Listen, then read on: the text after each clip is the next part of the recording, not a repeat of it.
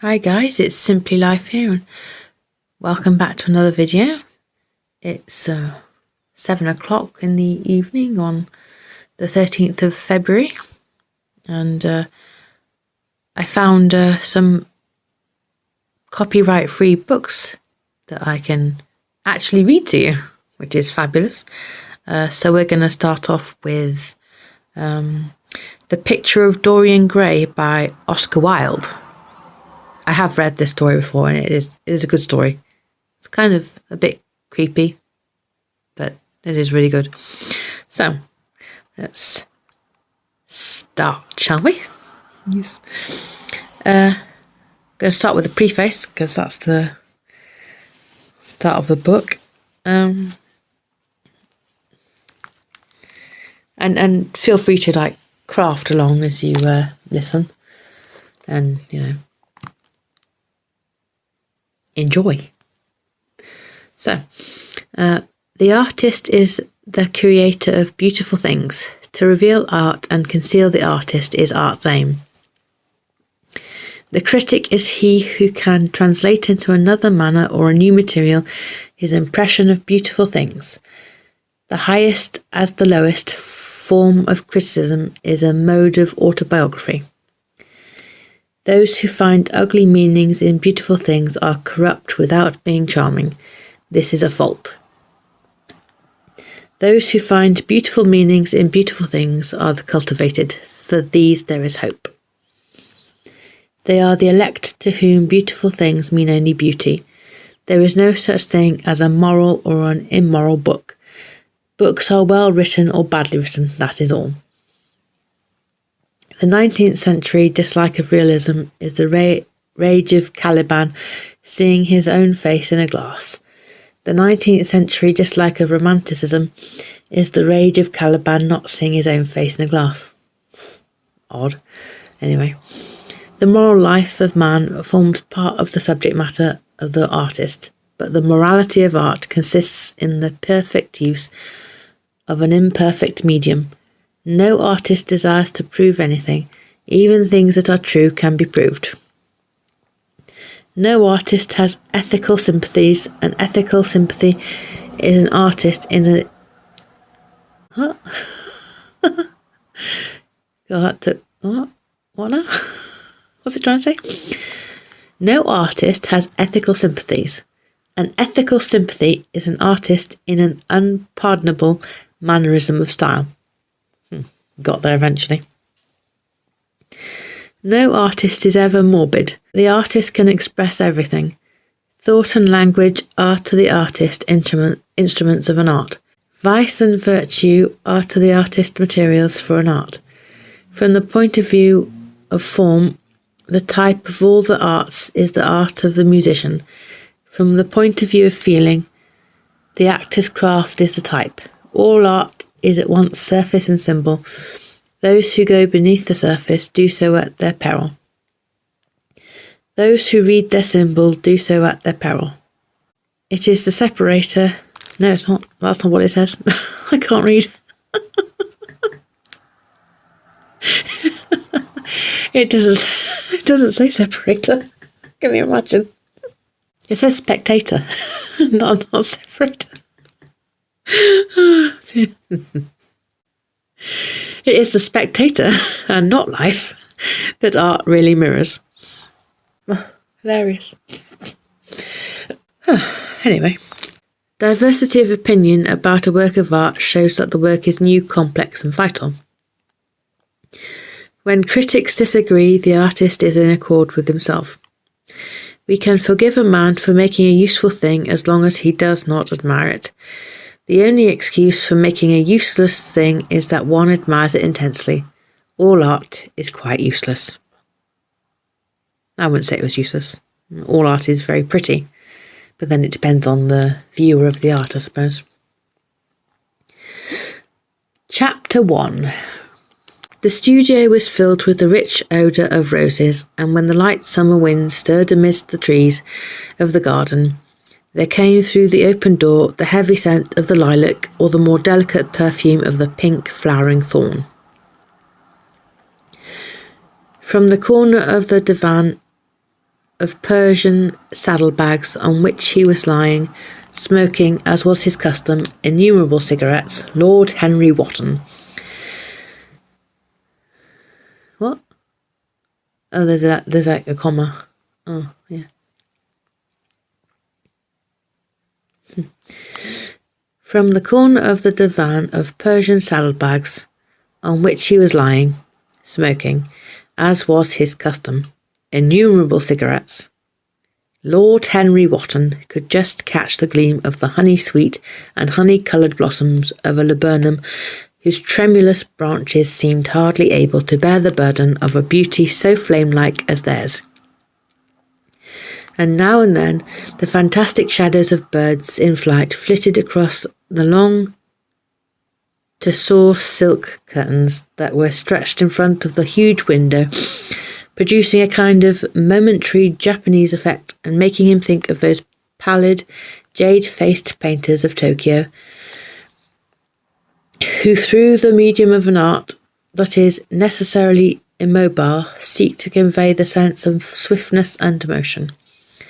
The sullen murmur of the bees shouldering their way through the long unmown grass, or circling with monotonous insistence round the dusty gilt horns of the straggling woodbine, seemed to make the stillness more oppressive. The dim roar of London was like the bourdon note of a distant organ. I have no idea what bourdon is when it comes to music. Anybody know? In the centre of the room, clamped to an upright easel, stood the full-length portrait of a young man of extraordinary personal beauty, and in front of it, some little distance away, was sitting the artist himself, Basil Hallward, whose sudden disappearance some years ago caused, at the time, such public excitement and gave rise to so many strange conjectures, as the painter looked at the gracious and comely form he had so skilfully mirrored in his art. A smile of pleasure passed across his face, and seemed about to linger there. But he suddenly started up, and closing his eyes, placed his fingers upon the lids, as he sought to imprison within his brain some curious dream from which he feared he might awake. It is your... Hey, baby. Oh, Fred's come to interrupt.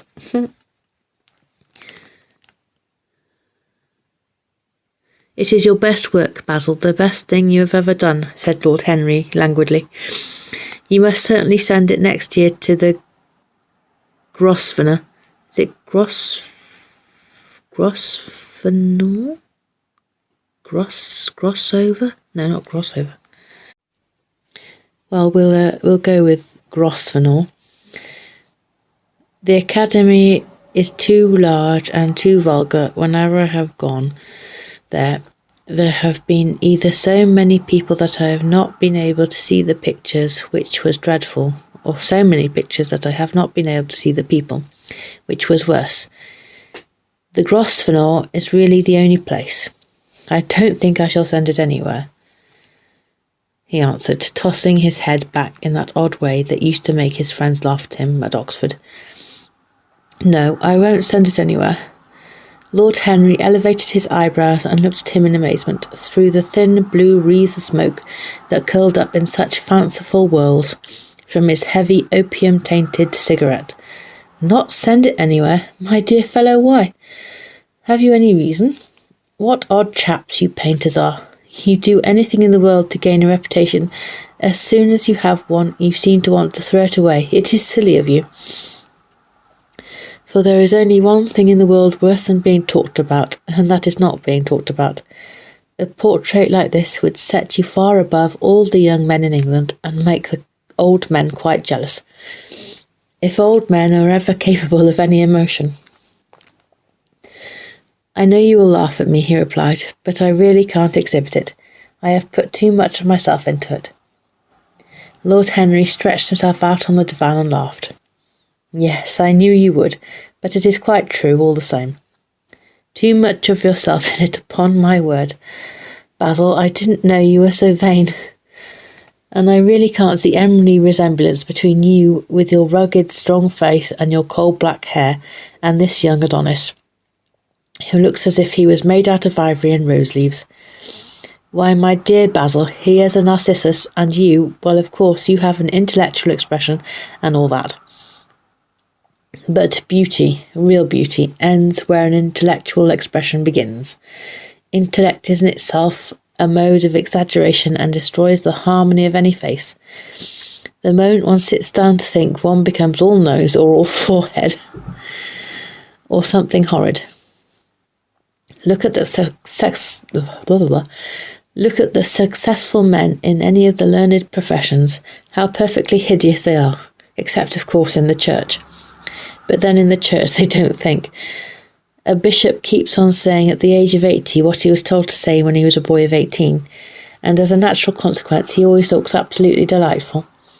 Your mysterious young friend, whose name you have never told me, but whose picture really fascinates me, never thinks. I feel quite sure of that. He is some brainless, beautiful creature who should always be here in winter when we have no flowers to look at, and always here in summer when we want something to chill our intelligence.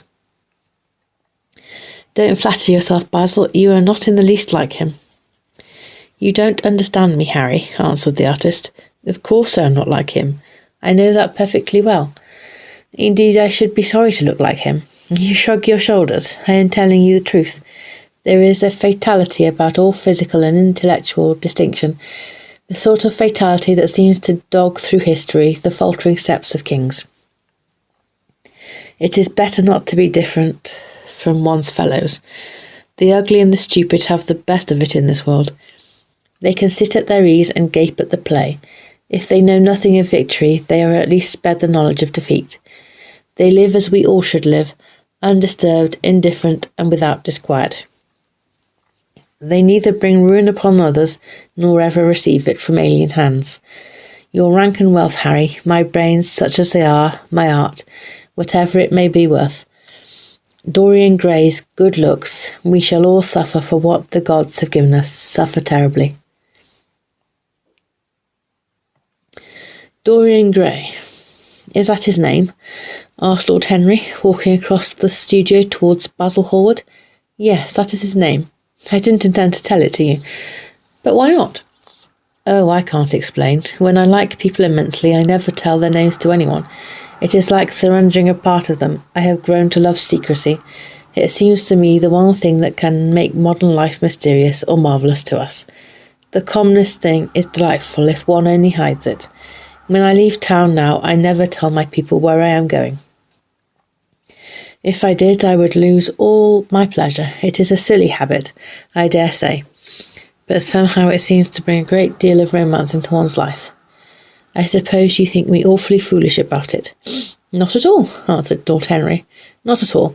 My dear Basil, you seem to forget that I am married, and the one charm of marriage is that it makes a life of deception absolutely necessary for both parties. I never know where my wife is, and my wife never knows what I am doing. When we meet, we do meet occasionally. When we dine out together or go down to the Duke's, we tell each other the most absurd stories with the most absurd...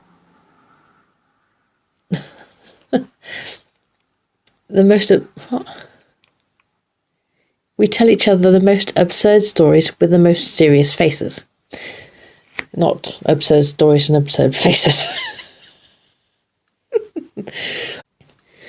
My wife is very good at it, much better in fact than I am. She never gets confused over her dates, and I always do. But when she does find me out, she makes no row at all. I sometimes wish she would, but she merely laughs at me. I hate the way you talk about your married life, Harry, said Basil Hallward, strolling towards the door that led into the garden. I believe that you are really a very good husband, but that you are thoroughly ashamed of your own virtues. You are an extraordinary fellow. You never say a moral thing. And you never do a wrong thing. Your cynicism is simply a pose. Being natural is simply a pose, and the most irritating pose I know, cried Lord Henry, laughing. And the two young men went out into the garden together and ensconced themselves on a long bamboo seat that stood in the shade of a tall laurel bush. The sunlight slipped over the polished leaves. In the grass, white daisies were tremulous. After a pause, Lord Henry pulled out his watch. "I am afraid I must be going, Basil," he murmured. "Yes, dear." "Yes, sweetness. Yes, I love you. You're interrupting story time." "Yes." Right, Henry's off. Before I go, I insist on your answering a question I put to you some time ago." "What is that?" said the painter, keeping his eyes fixed on the ground. "You know quite well." "I do not, Harry." "Well, I will tell you what it is. I want you to explain to me why you won't exhibit Dorian Gray's picture. I want the real reason." "I told you the real reason." "No, you did not. You said it was because there was too much of yourself in it. Now that is childish." "Harry," said Basil Hallward, looking him straight in the face, "every portrait that is painted with feeling is a portrait of the artist, not of the sitter. The sitter is merely the accident, the occasion. It is not he who is revealed by the painter, it is rather the painter who, on the coloured canvas, reveals himself. The reason I will not exhibit this picture is that I am afraid that I have shown in it the secret of my own soul." Lord Henry laughed. "And what is that?" he asked. "I will tell you," said Hallward. But an expression of perplexity came over his face. "I am all expectation, Basil," continued his companion, glancing at him. "Oh, there is really very little to tell, Harry," answered the painter, "and I am afraid you will hardly understand it. Perhaps you will hardly believe it." Lord Henry smiled, and leaning down, plucked a pink-petalled daisy from the grass and examined it. "I am quite sure I shall understand it," he replied, gazing intently at the little golden, white feathered disc. "And as for believing things, I can believe anything, provided that it is quite incredible." The wind shook some blossoms from the trees, and the heavy lilac blooms, with their clustering stars, moved to and fro in the languid air. A grasshopper began to chirrup by the wall, and like a blue thread, a long, thin dragonfly floated past on its brown gauze wings. Lord Henry felt as if he could hear Basil Hallward's heart beating, and wondered what was coming. "The story is simply this," said the painter, after some time. 2 months ago I went to a crush at Lady Brandon's. You know we poor artists have to show ourselves in society from time to time, just to remind the public that we are not savages. With an evening coat and a white tie, as you told me once, anybody, even a stockbroker, can gain a reputation for being civilised. Well, after I had been in the room about 10 minutes, talking to huge overdressed dowagers and tedious academicians. No, that's not a word.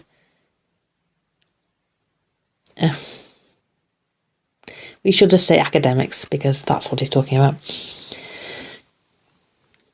And I should imagine academics are quite tedious to listen to.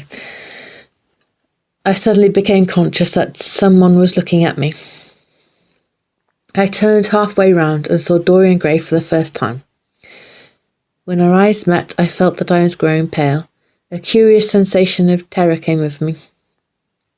I knew that I had come face to face with someone whose mere personality was so fascinating that if I allowed it to do so, it would absorb my whole nature, my soul, my whole soul even, whole nature and whole soul, my very art itself.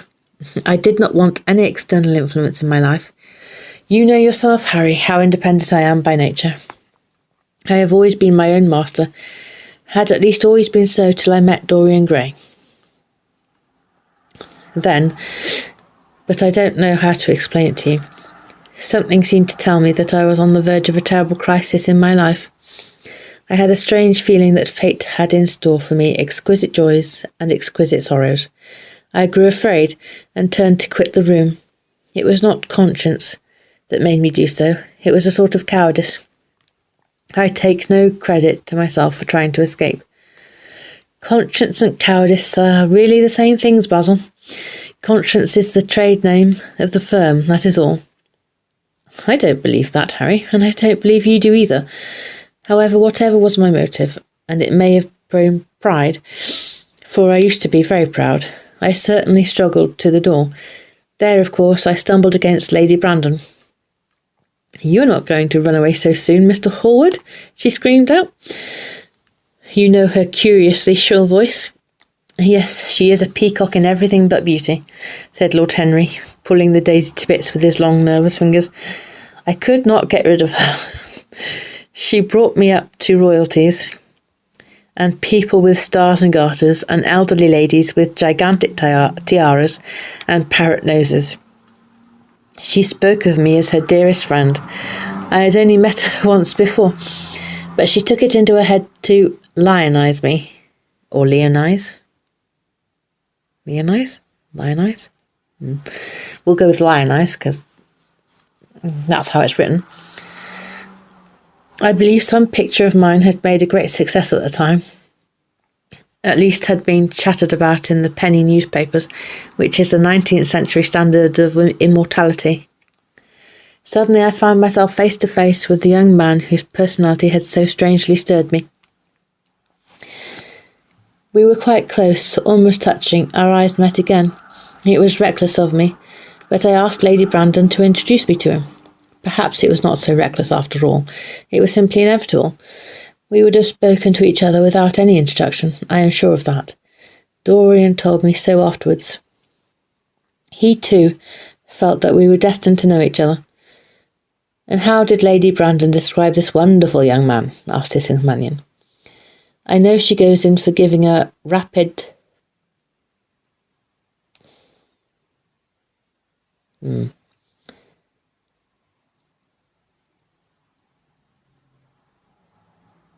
Precis? Oh, it's Precis, so however you say that word. I mean, I suppose you could say an account, I suppose, of all, I guess. We'll say account because it's easier to say than that French word. "She goes in for giving a rapid account of all her guests. I remember her bringing me up to a truculent and red-faced old gentleman covered all over with the orders..." Not with the orders. Sounds like a chef. "Bringing me up to a truculent and red-faced old gentleman covered all over with ribbons and ribbons." Ribbons and ribbons? No, what? "Covered all over with orders and ribbons, and hissing into my ear in a tragic whisper, which must have been perfectly audible to everybody in the room. The most astounding details. I simply fled. I like to find out people for myself, but Lady Brandon treats her guests exactly as an auctioneer treats his goods. She either explains them entirely away or tells one everything about them except what one wants to know." "Poor Lady Brandon, you are hard on her, Harry," said Hallward listlessly. "My dear fellow, she tried to found a salon and only succeeded in opening a restaurant. How could I admire her? But tell me, what did she say about Mr. Dorian Gray?" "Oh, something like, 'Charming boy. Poor dear mother and I absolutely inseparable. Quite forget what he does. Afraid he doesn't do anything. Oh, yes, plays the piano. Or is it the violin, dear Mr. Gray?' Neither of us could help laughing, and we became friends at once. Laughter is not at all a bad beginning for a friendship, and it is far the best ending for one," said the young lord, plucking another daisy. Hallward shook his head. "You don't understand what friendship is, Harry," he murmured, "or what enmity is, for that matter. You like everyone, that is to say, you are indifferent to everyone." "How horribly unjust of you!" cried Lord Henry, tilting his hat back and looking up at the little clouds that, like ravelled skeins of glossy white silk, were drifting across the hollowed turquoise of the summer sky. "Yes, horribly unjust of you. I make a great difference between people. I choose my friends for their good looks, my acquaintances for their good characters, and my enemies for their good intellects. A man cannot be too careful in the choice of his enemies. I have not got one who is a fool. They are all men of some intellectual power, and consequently they all appreciate me. Is that very vain of me? I think it is rather vain.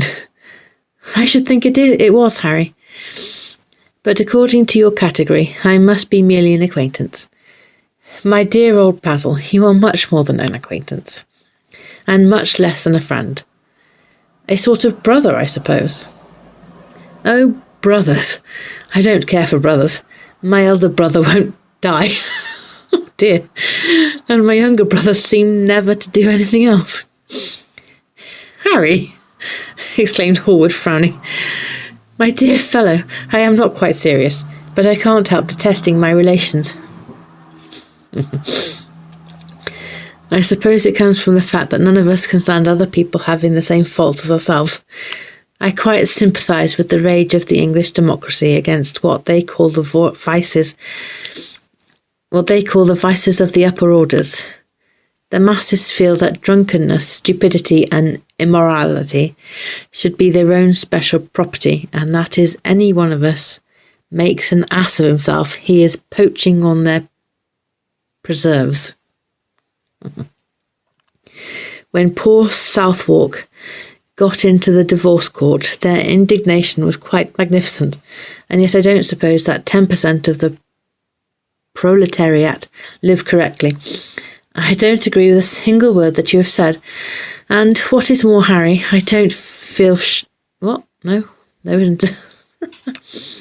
And what is more, Harry, I feel sure you don't either. Lord Henry stroked his pointed brown beard and tapped the toe of his patent leather boot with a tasselled ebony cane. How English you are, Basil. That is the second time you have made that observation. If one puts forward an idea to a true Englishman, always a rash thing to do. He never dreams of considering whether the idea is right or wrong. The only thing he considers of any importance is whether one believes it oneself. Now, the value of an idea has nothing whatsoever to do with the sincerity of the man who expresses it. Indeed, the probabilities are that the more insincere the man is, the more purely intellectual will the idea be. As in that case, it will not be coloured by either his wants, his desires, or his prejudices. However, I don't propose to discuss politics, sociology, or metaphysics with you. I like persons better than principles, and I like persons with no principles better than anything else in the world. Tell me more about Mr. Dorian Gray. How often do you see him? Every day. I couldn't be happy if I didn't see him every day. He is absolutely necessary to me. How extraordinary. I thought you would never care for anything but your art. He is all my art to me now, said the painter gravely. I sometimes think, Harry, that there are only two eras of any importance in the world's history.